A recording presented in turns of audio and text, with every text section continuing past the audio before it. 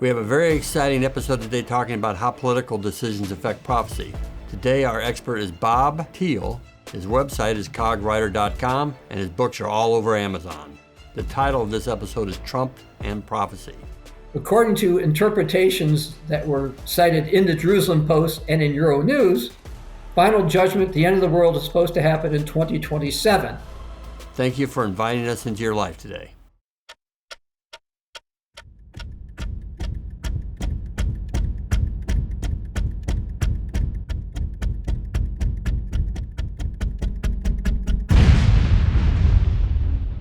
Together we will confront a worldwide threat and offer actionable steps to preserve you and your loved one's peace. All of a sudden, all the lights are going to go out, your cell phone's going to be dead. Every day, things are shaping up to the end of time as we know them. They're going to be at the top of the pile while the rest of us are completely decimated. There is an increased threat, unlimited access to Facebook, Instagram. Subscribe and you will be first on the list to receive the next episode, How to Maintain Peace While Facing a Worldwide Threat. Hello, this is John White with the Worldwide Threat. Today we have a very interesting and timely podcast with a gentleman who is Dr. Bob Thiel. He's going to talk to us about Trump and prophecy. So welcome to the show, Bob. How are you? Very fine. Thanks for having me on, John. It's good to have you here. I know you're a busy guy with your writings and everything you do, but I have some questions for you. And the first question I have is, tell us about how you got involved in prophecy and becoming an expert and all that and all these things that you're doing. Tell us a little bit about your background. Okay. See how succinct I can be. I was raised Roman Catholic, but when I was an early teen, somebody gave my youngest brother a New Testament, and I started to read it. Then I decided I couldn't be Roman Catholic anymore. So I attended Salem Bible Church for a couple of years until I was still a teen, and they sung some song about something, and I went up to the pastor and said, "Hey, the Bible doesn't teach that." He says, "Oh, you're right." I said, "Well, why are you singing this?" "Oh, because people like to hear the song." I didn't like that, so I quit attending. Yeah. So I became a part of the Church of God, and was a member, and heard things about prophecy and whatever, but that didn't really get me as involved.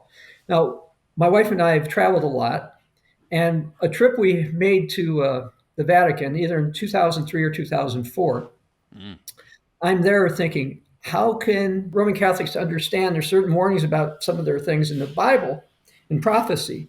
And I thought, well, the way to do that, maybe it is to look at church history, because Roman Catholics think they've got the corner on church history. Let me look into that. So I started to write a really long book. And this book was called The Beginning of the End of the Christian Church Era. And I did it as part of a doctoral dissertation for a PhD in early Christianity. So I'm working on this. And so first part's of the book about history. And this book is like 600 pages, single-spaced. Okay? tons of references, all right? Well, my wife and I go to the movies. And we see a preview for some movie about 2012. And this is in 2008. I said, okay, whatever. We go back to the movies in about 2 months, and I see another preview for it, except this time they say the movie will not come out until November of 2009. I said, maybe instead of putting out this really thick book on history and prophecy, what if I focus on prophecy, deal with some of this 2012 stuff, and then I can probably get a book out by the time the movie comes out. And I did. Wow. And to write this book, I decided one of the things I ought to look at is 2012 prophecies, as well as non-biblical ones, because the 2012 one's not a biblical one. Right. And so I bought various books, read kinds of things, and put stuff together. Now, the long and the short of it was Sony, who put out the movie, invited me to go to see the preview of the 2012 movie when it came out. My book, I had a book there, and I gave it to some of the Hollywood people. Wow, that's cool. That's cool. And in case you didn't guess this, my book said the world would not end in 2012. But around 32 different things that I said in the book would happen or would not happen happened by the end of 2012. So that, if you will, kind of got my more interest in prophecy and prophetic matters.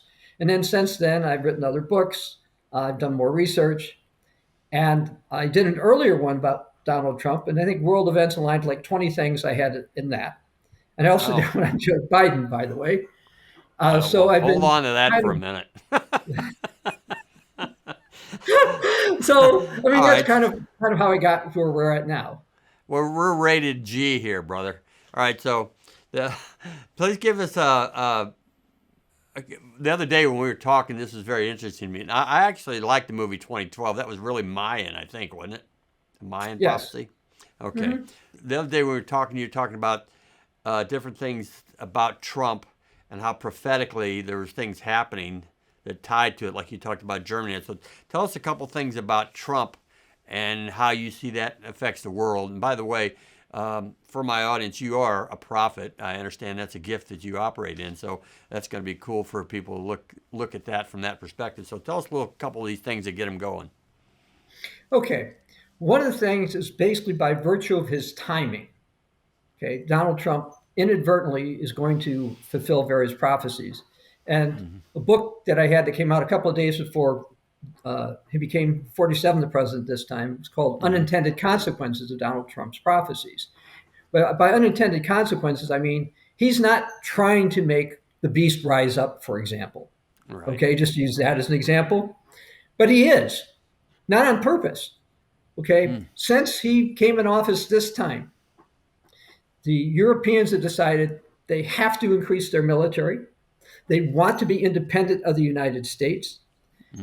Germany just made an arrangement to eliminate what's called their debt break so they can spend tons of money on their military. Zero Hedge, by the way, recently called the chancellor designee the next Fuhrer because they say he's doing, yes, he was just like Adolf Hitler. Holy smokes. So those are a couple of things. Now, when we read the book of Revelation, we read about Mystery Babylon the Great commits fornication with the kings of the world and becomes a great trading partner. We find in Revelation chapter 18, Babylon is going to fall, but all these merchants of the world made money by trading with her. Gold, silver, slaves, etc., are mentioned in the book of Revelation. So what does Donald Trump have to do with that, for example? Yeah. Okay, Donald Trump has proposed all kinds of tariffs. He's put some in, some he's brought back. But he's planning on putting more in. Now, this has upset the Europeans. And because of Donald Trump's reelection, the Europeans have decided they're going to agree on something called the Mercosur Agreement with these countries in Latin America, be one of the biggest trade deals of all time. The president of the European Commission of the European Union, Ursula von der Leyen, recently went to India. Now, because they've been talking to the Indians for a long time about making a trade deal. But it's been kind of on the back burner, just like the one with the South Americans. Is that Brits thing? No, that's another thing. I can get to that too. Okay, go ahead. Okay. This isn't BRICS because the EU is not part of BRICS. Okay. Okay. But we can talk about that in just a moment. So she met with with Modi, the Prime Minister of India, about saying, "Hey, let's get this agreement going." And one thing that Donald Trump is doing is by threatening tariffs against just about everybody. Other countries are saying, "Wait a second. Okay, I'm mad at you. He's mad at me. He's mad at you. He's mad at you. Maybe we should talk about trading ourselves as well." Now, you mentioned BRICS. Okay, BRICS, for your listeners who don't know, is Brazil, Russia, India, China, South Africa, and a bunch of other countries have recently joined it. Thailand, which I was just at, has, I think, just joined it. The United Arab Emirates have joined it. I think Ethiopia is supposed to join it. More and more countries are joining BRICS. And one of the reasons they're doing this is to get around U.S. financial control and financial sanctions. That, according to the current head of Brazil, Lula da Silva, he said the reason BRICS was formed was to find a way around the U.S. dollar. So what these countries are doing is they're trading more with each other. Now, Donald Trump has threatened BRICS. He says that if you guys in BRICS really do come up with an alternative to the US dollar, he's going to put 100% tariffs on all your stuff. Okay. See how that works. Okay. Well, I'm telling you what he said. Wow. Okay. Yeah. We know he says a lot of things he doesn't always follow through on. And look, as far as Donald Trump goes, okay, he's not the Messiah like some people claim. He's not the Antichrist that some people claim. Right. And we know he's done some very good things since becoming president. Look, he signs an executive order saying there's only two genders. Let's talk about this for a second. I have a PhD in biological science. All right. Okay. No matter what you hear from academic types, human beings are binary. You either have XX or XY chromosomes. That's binary. Okay. That's You're the one or deal. the other. Okay. I don't, if you cut parts of you off, blow parts of you up, take hormones, bust your bones, change your face, change your clothes, you still have XY chromosomes, and women have XX chromosomes. Okay. That's So, the deal. Donald Trump was right to go forward and say there's two genders. He was also right to say that males should not compete against women as women in women's sports. You'd think that would be common sense. Right. And he also has at least temporarily cut off the funding to the pro-abortion Planned Parenthood. Okay. Yeah. So I'm not coming here to bash Donald Trump, but Donald Trump, when they asked him about his version of Christianity before, they asked him if he ever repented, and he said no. Oh, didn't know Okay. that. Oh yeah, I read the book of Acts 2:38, 39. Supposed to You got to repent. repent. Yeah, there's Yeah. no deal without that. Right. Okay, and I don't believe that he has an in-depth knowledge of various biblical prophecies. I think I understand the guy in various respects. He kind of lets you know what he's about, okay? Yeah. Mm-hmm. But he not being as familiar with prophecies, he simply doesn't understand how what he's doing is setting up a lot of end time events. That's what we're looking at is what those end time events are, because in your as you were talking about that the other day, we were also talking about what you were talking about, the Islamic piece to this. When there's something about that, you were sharing about that ties in, because if average person looking at this doesn't even know why there's a battle between Arabs and Jews, they don't even know how that started with Abraham, with Ishmael and Isaac. So that's when you go back to what you were talking about the other day with the Quran. I think you were talking about a little bit about that prophecy being a little funny, right? Well, let's say we can talk about that right now, actually. And it's not as directly involving Donald Trump, but it sort of is. Yeah. First, let me tell you the reason it sort of is. Donald Trump greatly offended the Palestinian Authority when he was president the first time. And they said, because of Donald Trump's plan for the Middle East, that the United States could not be a broker of a peace deal, and they wanted the European Union involved. So this ties in with Donald Trump. Now let's tie this in with both the biblical prophecy and Islamic prophecy. Okay, cool. Okay. In the Bible, in Daniel chapter 9, verses 26 and 27, we read about a guy, he's a prince from the people who was going to destroy the city and the sanctuary. Okay, well, the city that it was talking about was Jerusalem, and the sanctuary was the temple, and that was destroyed by General Titus in the year 70 AD. Okay, so this was the somebody from the Roman Empire. Right. In the future was supposed to confirm a covenant for 1 week. Now, even the Roman Catholic Bishop Hippolytus in the early 3rd century said this 1 week means 7 years. Okay, so most prophecy watchers consider this as like a 7-year deal. Now, what's this got to do with the Muslims? Well, quite a bit. They actually have prophecies that they're going to be involved. They're going to have a leader who rises up. They call him the Imam Mahdi. Now, there's two versions of it. For sake of time, let's just talk about the Sunni version, because that one is more likely to align with biblical prophecy. Okay. In the Sunni version, there's going to be some chaos in the Islamic world, and a leader is going to rise up, and he will be the caliph or caliphate, roughly running from Morocco to Saudi Arabia, maybe further. And that, by the way, is what the Muslim Brotherhood wants. Okay, a group that does exist right now. Anyway, they say that this guy is going to make a deal, a peace deal with a Roman Catholic European. Oh. In the middle of the deal, the European Roman Catholic guy is going to break the deal. Well, we know in Daniel 9:27 it says in the middle of the week the deal is going to be broken.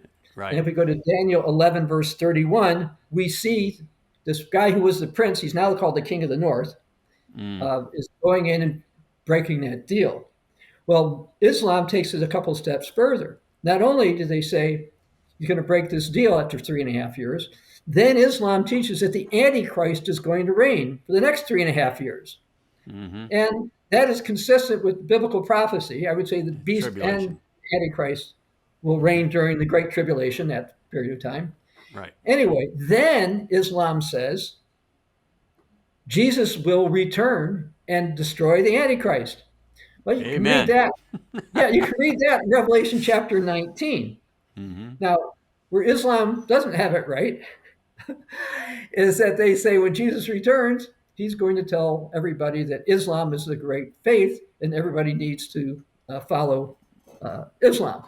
No. I, on the other hand, I wrote a book about Islamic and biblical prophecies. I, on the other hand, have said to Muslims, when Jesus returns, he's going to be Christian, by the way, and he's going to tell you that. So when he does tell you that, okay, understand you shouldn't be Muslim anymore. Okay, Right. that's the gist of a book. By the way, that book, that one is an ebook available online for your readers at ccg.org. Okay, it's called good. Islamic Great. Biblical Prophecies. It's free. Okay, you can read it and read some other things from the Quran. So that's tying in Islamic prophecy with biblical ones. And one of the reasons to mention this, if you don't mind, is one of the first interviews I did for the 2012 book. A woman says to me, this was a telephone interview. She said, "You're talking about the beast and the false prophet and Antichrist stuff. Well, everybody knows about this stuff. Okay, so they're all going to see it coming." Yeah, I said, right. "Oh, no." Yeah. Right. And I said, "Oh, no." Now, I want to make it absolutely clear. I believe in biblical prophecy. However, the Apostle Paul says we're not ignorant of Satan's devices. Right. Okay. So, going to the Chinese, for example, in the Tang Dynasty, 6th to 9th century, they've got a couple of prophecies. And by the way, I bought this book on Chinese prophecies when I was doing all this 2012 research a long time ago. Holy Anyway, smokes. it says, beautiful people come from the West. Well, let's see, what's west of China? Europe. Okay. China now has a saint. Well, Chinese don't really have saints. That's interesting. And he's not that good of a person. Well, Antichrist is not going to be a good person. Not a real good guy. No, right. Okay. So you've got about almost 1.5 billion Chinese. So they're kind of set up for this. Then I mentioned the Muslims. They think this deal is going to happen. They're going to support this deal because it's in their prophecies. You got about 2 billion Muslims. All right. What about the Hindus in India? There's about 1 billion of those. Right. Now, they say that a leader called the Bhagwan Kalki is going to rise up. And people should take up arms to support this guy. Now, back in 2009, I speculated that this did not have to be a person who was Hindu, and he did not have to be of Indian ethnicity. All right? Get this. Donald Trump, when he ran or became president the first time, Right. a political leader in India said that Donald Trump was the Bhagwan Kalki. Now, he's not, but this is what they said. So that proves my point that a Caucasian of European heritage, I realize Donald Trump is the United States, but he has European heritage, could be the Bhagwan Kalki. And the other funny thing about some of the Indian prophecies is that this guy is supposed to rise up in 2025, 2026, or 2027. Now, I realize Trump's in office, but I do not believe he is the Bhagwan Kalki. Okay, but you got 1 billion Hindus. Now, what about the Greco-Roman Catholics. Okay, Right. they have prophecies from their seers, their prophets and seers that go back to the 4th century to present, that says at the time of the end, Europeans will not be very good Catholics. Okay. Now, I've been to Europe a zillion times, and Yeah. that would be my observation too. Well, Okay. that's not new. Yeah, but this is a prophecy that they have, Yeah. that it'll get so bad that God is going to cause some kind of trouble over there, which they call the minor chastisement. We might call it perhaps the beginning of sorrows that Jesus referred to in Matthew Revel- 24, Mark Right. 13, Luke 21. All right. Birth pain. Then they say that a leader will rise up. He'll be not a leader everybody really wanted, but he'll rise up. And by the way, you can read about somebody in Daniel chapter 11, and one of the Protestant translations calls this guy a reject, who finally Reject. rises up. Okay, so they've got Reject rises up. this guy's going to rise up. Now, Uh-huh. according to Roman Catholic prophecy, there will be signs in the heavens. And we know, by the way, you read in 2 Thessalonians about signs and lying wonders are going to accompany this guy. And a pontiff who does miracles will appoint this guy the new emperor, head of the Holy Roman Empire, or the revised Holy Roman Empire. I.e. And Pope. that's a pope will anoint a leader, the beast, to do this. Right. Now, that's in their writings, lots of their writings. When I was doing research for the 2012 book, I was able to find a book that was not on Amazon, by the way. It was written by a Greek Orthodox scholar who moved to the U.S. So I got a bunch of Greek Orthodox writings in addition to a bunch of Roman Catholic ones I already had bought. And they basically say the same thing. So when these people rise up, you've got 2 billion of the Orthodox and Roman Catholics. You got 1.5 billion Chinese, billion Hindus, and the Muslims are working on something else. You got 2 billion of those. You add that up, that's a lot of people. So I tried to explain most of that, to these radio host out of Sacramento, that no, people are not going to see this coming, but it will rise up. And one of the reasons that I have cited Greco-Roman Catholic prophecies, or Hindu prophecies, and Chinese prophecies, and Muslim prophecies Yeah. are to tell people of those groups, listen, we understand your culture. Okay, the Apostle Paul said, to the Jews have become Jews, the Greeks have become Greek, all things to all men, by which we could save some, right? Yes. So I try to come from the perspective, look, we understand aspects of your culture. We understand what your prophecies say, but believe the Bible, because you guys are going to be supporting the wrong side. Right. Bill, and hopefully this will make their conversion easier. Yeah. And because Right. we don't want to go ahead. Well, I was going to say to you, the other day we were talking about the last Pope idea. Oh, And yes. didn't Francis come back out of this crud recently? Yes, and it's amazing about that one because there were Because he an could be the article. last guy. He could be the He one. could be, if we see certain miracles. Now, about Right. setting that up, I saw an article from a Roman Catholic publication online yesterday where it said that they were debating if they're going to pull the plug on him this time. And I saw one this morning that said, actually, this is the second time they talked about pulling the plug on him, but he Really? hasn't died. Now, and he's around. Now, as far as the last Pope goes, both the Jerusalem Post and Euronews in the last couple of weeks put articles out about the Malachy prophecies, which are from a Roman Catholic bishop in the 12th century, 112. regarding who could be the last Pope. And so with the current Pope, if he starts to do these miracles, then I would say he is the last one. Hang on. But if he doesn't, he's not. he's now- he's 11 and a half instead of 12, what you said, right? Yeah, well, what I said was, 111 and a okay, half. well, let me explain this for your listeners. This Okay. this Catholic bishop named Malachy, Mm-hmm. and was in Ireland, and actually my wife and I visited a church that was dedicated to him when we were in Ireland a few years back. Mm-hmm. He was going to Rome, and he was at some hill, maybe Vatican Hill or whatever. He claimed to have a vision of the future popes. So he wrote down a few words in Latin about each one. And his list is remarkably accurate. Now, some people say it was a fraud, it was a forgery because they didn't find it out until the 15th or 16th century because it was in the Vatican archives. And they looked back and said, hey, how could he have gotten all these right? It must have been written afterwards. Okay. Well, that would be an interesting argument if the ones later were wrong, Right. but they're not. You can have them apply to all of them as long as you include a few anti-popes in there. Okay, the Malachy list works.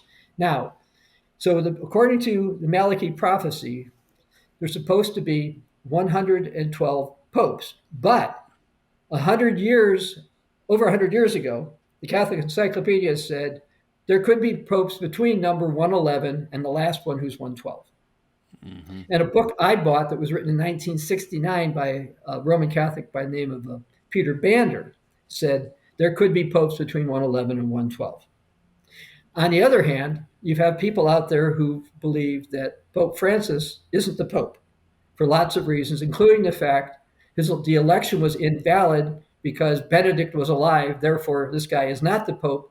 So the next one is going to be number 112. So those are some of the arguments out there. Now, what's this 112 have to do anything? Well, according to interpretations that were cited in the Jerusalem Post and in Euro News, final judgment, the end of the world, is supposed to happen in 2027. They base this on a particular pope who was in office 442 years ago, being the middle of the Malachy list. So they added 442 years to that to get to 2027. I'll say not only is that wrong, it's a real stretch. I bought a book on the Malachy prophecies and read them. Okay. And I didn't see this idea that there would be this midpoint and then that. And I also think 2027 is too soon. We haven't seen the deal of Daniel 9:27 yet. So I think 2027 is too soon. But it is interesting because it is pointing to our time, just like some of the Hindu prophecies are pointing to the 2020s as a time of change. Now, the Hindu prophecies, by the way, make them sound pretty good. That this Bhagwan Kalki is going to go in, the world is going to prosper. And we know that part of the world is going to prosper, including India, during the time Mystery Babylon the Great is doing all this trading. Okay, Right. so It's so anyway, amazing stuff. ties that in with Well, the prophecy. you and I could go on. There's other topics I want to have you do with this because you got all this cool stuff on the prophetic and also this governmental stuff. So Trump, between him and Elon Musk and what's going on in this country right now, people are kind of paying attention. But before I cut you loose, this is what I'd like to do, just share with you. The reason we started this podcast is because we wanted to be able to present threats to people and also give them solutions to those threats. And right now we have lots and lots of people watching these podcasts. And so the idea is to bring experts like you online, have you describe a situation or a problem or a threat and also a solution to that threat. And then what we do, I think you might have known that, is that we create an action guide at the end of the podcast that points back to your writings and also lets people see the podcast again, because there's a lot of stuff to unpack. And but the primary thing I want to ask you today, especially, is who you are. What would you say to my guests today to give them peace about all this? Well, Jesus said to be not troubled. Okay, and so just be not troubled. In the world there'll be tribulation, but be not troubled, do not fear. I've overcome the world. And Jesus in Luke chapter 21, verse 36 said, pray that you be counted worthy to escape all these things and stand before the Son of Man. And while national repentance could delay what's happening, you can read that, for example, in Daniel chapter 4. I'm not expecting national repentance. I know some people are. I'm not. But individual repentance is. And we're supposed to trust in God, and walk by faith, not by sight. I'm not afraid of what's going to happen. The Bible tells us what's going to happen. We see in Revelation 19 about the Spirit of Jesus being the Spirit of prophecy, as this is to motivate us. In the end time, most Christians, according to my read of Revelation chapter 3, are lukewarm. And part of the purpose of prophecy is to, light a fire under one. Maybe that's not the right expression, but I'll use it. Right. Is to get people to realize the Bible is true. These things are coming to pass. Take the Bible seriously. And I would say what it says in Jude verse 3, contend earnestly for the faith once for all delivered to the saints. So that would be my short answer to that.